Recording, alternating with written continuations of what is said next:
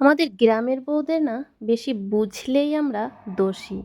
কোনো দোষ না করলেও তুমি দোষের ভাগীদারি হয়ে যাবা।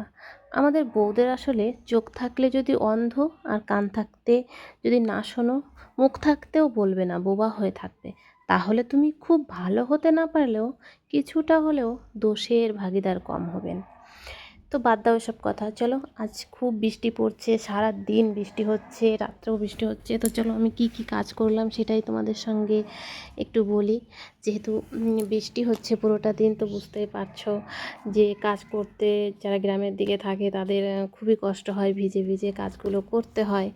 তো আমি সকালে উঠেই দেখি, স্কুলটাও বন্ধ ছিল যে কারণে আমার বেশি একটা কষ্ট হয়নি। তো সকালে উঠেই দেখি ভীষণ একভাবে বৃষ্টি হয়ে যাচ্ছে। তো আমি থালা বাসনগুলো কী করে যে ধুবো সেটাই ভাবতে পারি। তারপর ভাবলাম একবারে ধুয়ে টুয়ে স্নান টান করে আসবো। চলো, সব কিছু নিয়ে আমি এখন চলে এসেছি থালা বাসন ধুতে। হ্যাঁ, তো ঠান্ডা লাগছিল যেহেতু এখন ভাদ্র মাস, তো এই টাইমটায় মানে ভাদ্র মাস চলে গেছে বলতে পারো, আর একদিন দুদিন আছে, একদিনে আছে, আজকেই চলে যাচ্ছে মাসটা।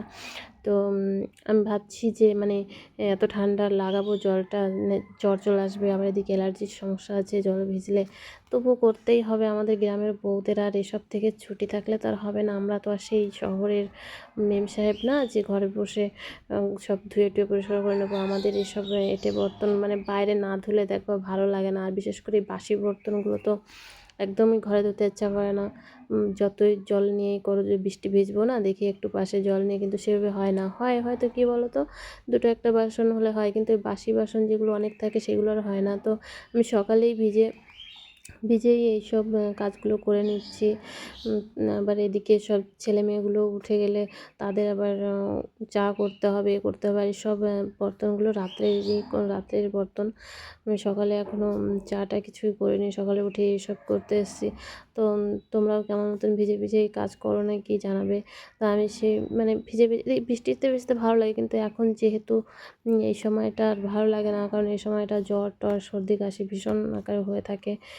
তো আমার থালা বাসনগুলো পরিষ্কার করা হয়ে গেছে। তো একবার স্নান করে যখন উঠবো, তো স্নান করে এসে আবার ফুল তুলে পুজো দিতে এসব সমস্যা হয়ে যাবে, তার জন্য আমি আগে ফুলগুলো তুলে নিচ্ছি। আমাদের তো ঠিক খাওয়া হয়েই যাবে, আমাদের তো খাওয়ার ব্যবস্থা মানে থালা বাসন ধোয়া হয়ে গেলে তো খাওয়ার ব্যবস্থাও তো করেই ফেলছি আমরা। তো ভগবানকেও তো কিছু খেতে দিতে হবে, ওনাদেরও কি না খায় রাখবো। তার জন্য আমি ভাবছি একবারেই যখন উঠে আসবো স্নান করে, তখন আবার ভিজতে যাব, এই কারণে ভিজেই গেছি বলতে পারো।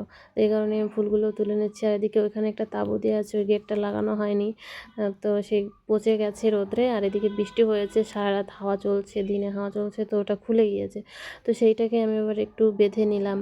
আর এদিকে তুলসী গাছটা কি বলতো নতুন লাগিয়েছি, তো উপর থেকে পাতাগুলো তুলছি না, নিচের থেকে ছোটো ছোটো মানে যে পাতাগুলো আছে একটু পুরনো হয়ে গেছে সেইগুলোই আমি তুলে নিয়েছি। আবার কাদা লেগেছে পাতাগুলোয়, তো পরে ধুয়ে নেবো, এক পাশে রেখে দিয়েছি।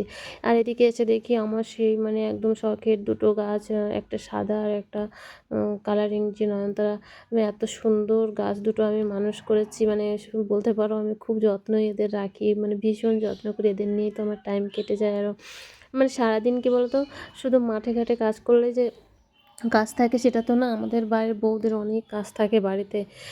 যারা বাড়িতে কাজ করে সব সময় মানে এইসব মেনটেন করতে, এইসব ফুল গাছ, এই নিজেদের সংসারটা নিজের গুছিয়ে রাখা, ছেলে মেয়ে সবাইকে মানে এইসব ভীষণ একটা ইসের মধ্যে থাকতে হয় জানো তো। কিন্তু যারা না করে তারা বুঝবে না, ভাবে কী বা করে বউ, শুধু হয়তো রান্না খাওয়া এই। তারপরে আমি স্নান করে দেখো চলে এসেছি, এখন রান্না করতে যাব।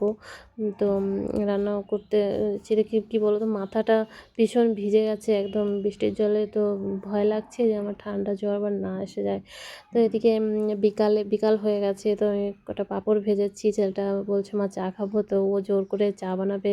তো এইটা আমার কাছে ভীষণ আজকের দিনে সবথেকে মানে বলতে পারো আমার জীবনে প্রথম আমার ছেলের হাতে চা খেয়েছি, আর আমার অত ভালো লাগছিলো। আমার বাবা বলছে মা চাটা আমিই করি, তো আমি একটু বলে দিয়েছি, পাশে ছিলাম। কিন্তু চিনিটা আমি একদম বলিনি, কিন্তু একটু বেশি হয়ে গেছে, হলেও খুব মিষ্টি ছিল আমার সোনা।